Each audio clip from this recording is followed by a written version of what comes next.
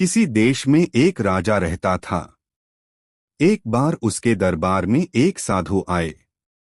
राजा ने उनसे पूछा, साधु महाराज, जो लोग संसार में रहकर अपना जीवन सही रीति से भगवान की भक्ति और लोगों की सेवा करके व्यतीत करते हैं, क्या वे महान हैं, या जो लोग संसार से दूर रहकर जंगल में जाकर भगवान की भक्ति करते हैं, वे महान हैं?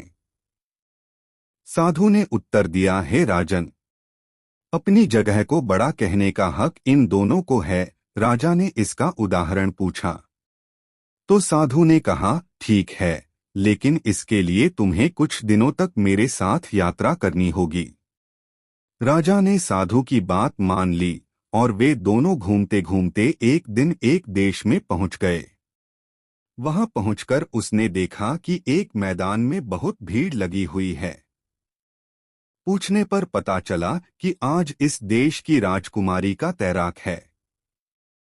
वहां के राजा ने घोषणा की थी कि जिसके साथ राजकुमारी का विवाह होगा, उसे मेरी मृत्यु के बाद सारा राज्य सौंपा जाएगा और वही इस देश का राजा कहलाएगा।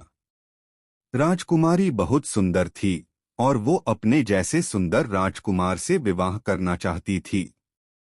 इस प्रकार बहुत सारे राजकुमार एक एक करके तैराक में भाग लेने आए, लेकिन उनमें से किसी को भी राजकुमारी ने पसंद नहीं किया। तभी एक युवा साधु वहां आए। जैसे ही राजकुमारी ने इस युवा साधु को देखा, वो उस पर मोहित हो गई और उसके गले में माला डालने लगी, लेकिन साधु वहां से जाने लगा। तब राजा ने युवा साधु से कहा, यदि तुम मेरी बेटी से विवाह करोगे तो मैं तुम्हें अपना आधा राज्य तुरंत दे दूंगा और मेरी मृत्यु के बाद तुम पूरे देश के राजा कहलाओगे। तो युवा साधु ने कहा, मैं दुनिया को अलविदा कह चुका हूं, अब मुझे शादी और दुनिया में कोई दिलचस्पी नहीं है। इतना कहकर साधु चले गए। युवा साधु को जाता देख राजकुमारी भी उसके पीछे चल पड़ी। राजा और साधु दोनों यह सारा दृश्य बड़े ध्यान से देख रहे थे। अचानक वह युवा साधु जंगल में कहीं गायब हो गया। राजकुमारी ने युवा साधु को इधर उधर देखा, लेकिन साधु कहीं भी नहीं मिला। बेचारी राजकुमारी थककर एक पेड़ के नीचे बैठ गई और उन्हें ढूंढते ढूंढते राजा और साधु भी वहीं आ गए। उस पेड़ पर एक चिड़िया और एक चिड़ा अपने 3 बच्चों के साथ रहते थे। शीत ऋतु का मौसम था। चिड़ा ने चिड़िया से कहा, ये हमारे मेहमान हैं, हमें इनकी खातिरदारी करनी चाहिए। शायद उन्हें ठंड लग रही है। मैं जलती हुई लकड़ी लेकर आता हूं। यह कहकर चिड़ा उड़ गया और कुछ देर बाद कहीं से जलती हुई लकड़ी ले आया। चिड़ा ने लकड़ी पेड़ के नीचे गिरा दी, जिसके बाद दोनों ने उसमें और लकड़ी डालकर आग लगा दी। तब चिड़िया ने चिड़ा से कहा, वे भूखे होंगे, लेकिन हमारे पास तो कुछ भी नहीं है, जबकि ये हमारे मेहमान हैं, अब हम क्या करें? यह सुनकर चिड़ा आग में कूद पड़ा और भून गया। चिड़िया ने सोचा कि मैं अपने पति की मेहनत को बर्बाद नहीं होने दूंगी। ये लोग 3 लोग हैं, जबकि पक्षी वही एक है। इतने में चिड़िया भी आग में कूद पड़ी। साधु ये सब देख रहा था। साधु ने राजा से कहा, अब आपको आपके सवालों के जवाब मिल गए हैं। यदि आप दुनिया छोड़ना चाहते हैं तो उस युवा साधु की तरह बने, जिसके लिए इस राजकुमारी ने महल और राज्य छोड़ दिया। और यदि आप संसार में रहकर दूसरों के लिए अपना जीवन व्यतीत करना चाहते हैं तो उन चिड़ा और चिड़िया की तरह बने, जिन्होंने दूसरों के लिए अपना जीवन बलिदान कर दिया। अब राजा को समझ आ गया कि दोनों ही अपनी अपनी जगह पर महान हैं। किसी गांव में एक किसान रहता था, जो जानवरों की भाषा समझता था। एक दिन शाम को किसान अपने खलिहान में चारा डालने गया।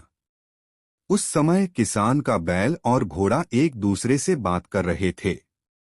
किसान उनकी बातचीत को ध्यान से सुन रहा था। बैल घोड़े से कह रहा था कि सुबह शाम मालिश से तुम्हारे शरीर में फुर्ती बनी रहती है और तुम्हें खाने के लिए अच्छे चने भी मिल जाते हैं। फिर तुम मालिक को पीठ पर बैठाकर घूमते हो। तुम्हें तो ज्यादा काम भी नहीं करना पड़ता है।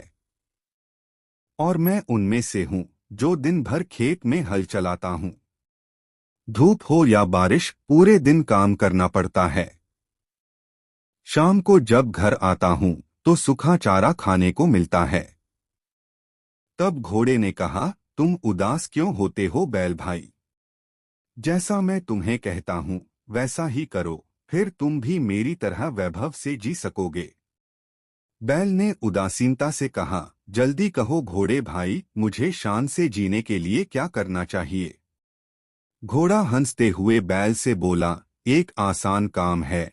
जब मालिक के नौकर तुम्हें लेने आए तो उठना मत, बीमार होने का नाटक करना और अपने ऊपर हाथ भी मत लगाने देना। वे चौंक जाएंगे और चले जाएंगे। घोड़े को सीधे सादे बैल को गलत सलाह देते देख किसान ने निश्चय किया कि एक दिन वह घोड़े को अच्छा सबक जरूर सिखाएगा, कि वह कभी किसी जानवर को गलत सलाह देने की कोशिश नहीं करेगा।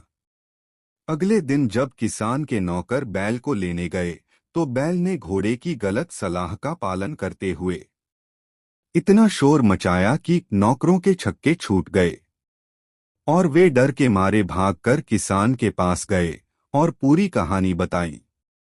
और फिर किसान ने आकर बैल की हालत जांचने का नाटक किया और कहा, ऐसा लगता है कि बेचारा बैल ज्यादा मेहनत करने से बीमार हो गया है, इसलिए आज से यह आराम करेगा और बैल की जगह आज से घोड़े को खेत में जोत दिया जाएगा।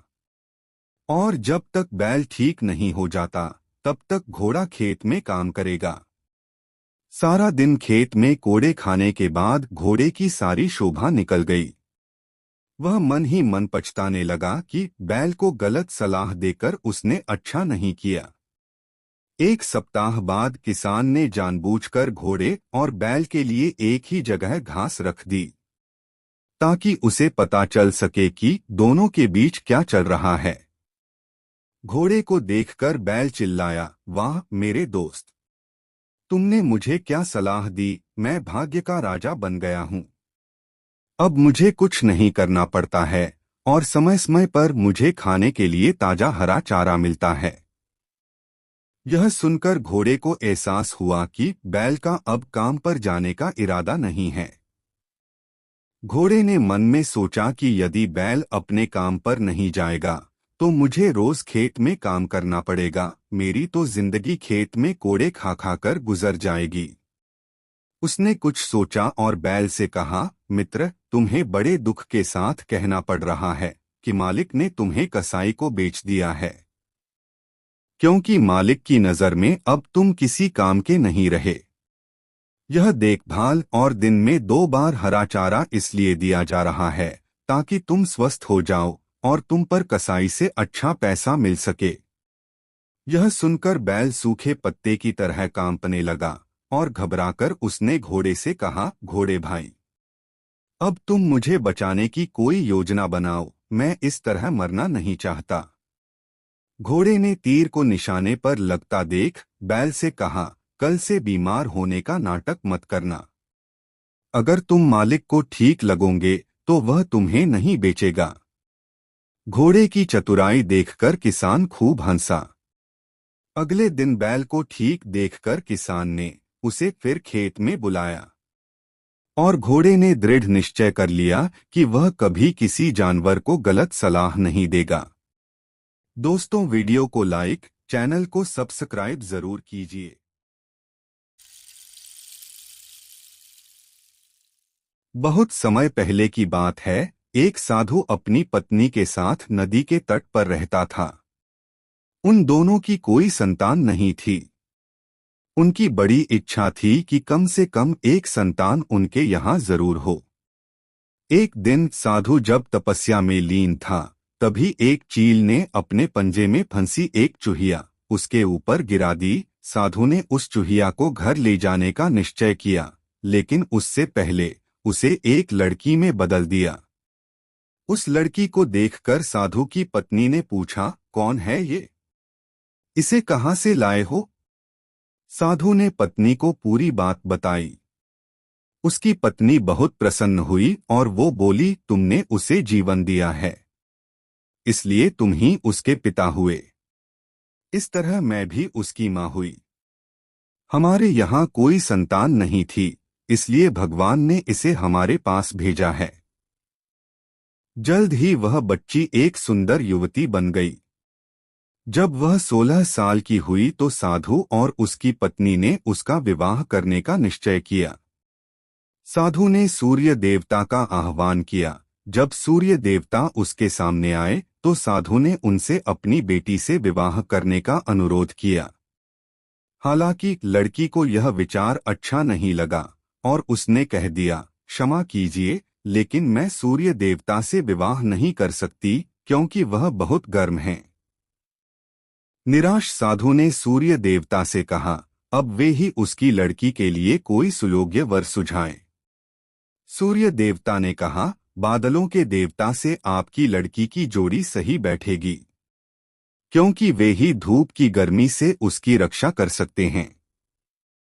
साधु ने अब बादल देवता से अपनी लड़की से विवाह करने का अनुरोध किया। इस बार भी लड़की ने विवाह से इनकार कर दिया और बोली, मैं इस काले व्यक्ति से विवाह नहीं करूंगी, क्योंकि बादलों की गरज से मुझे डर भी लगता है। साधु फिर से उदास हो गया और उसने बादल देवता से अनुरोध किया कि वे ही कोई सुयोग्य वर सुझाएं। बादल देवता ने कहा, पवन देवता के साथ इसकी जोड़ी अच्छी रहेगी, क्योंकि वे आसानी से मुझे उड़ा सकते हैं। साधु ने अब पवन देवता से विवाह का अनुरोध किया। इस बार भी लड़की ने विवाह से इनकार कर दिया और बोली, मैं ऐसे अस्थिर व्यक्ति से विवाह नहीं कर सकती जो हर समय यहाँ वहाँ उड़ता रहता हो। साधु काफी परेशान हो गया। साधु ने पवन देवता से ही कोई सुयोग्य वर सुझाने को कहा। पवन देवता ने जवाब दिया, पर्वतों के राजा बहुत मजबूत और स्थिर हैं, वे बहती हुई हवा को भी आसानी से रोक सकते हैं, उनसे आपकी लड़की की जोड़ी सही बैठेगी। साधु अब पर्वतराज के पास गया और उनसे अपनी लड़की के साथ विवाह करने का अनुरोध किया। हालांकि इस बार भी लड़की ने विवाह करने से इनकार कर दिया और कहा, मैं ऐसे किसी व्यक्ति से विवाह नहीं कर सकती जो इतना कठोर और ठंडा हो। लड़की ने साधु से किसी नर्म वर को खोजने को कहा। साधु ने पर्वतराज से सलाह मांगी। पर्वतराज ने जवाब दिया, किसी चूहे के साथ ही आपकी लड़की की जोड़ी अच्छी रहेगी, क्योंकि वह नर्म है, आसानी से किसी पर्वत में भी बिल बना सकता है।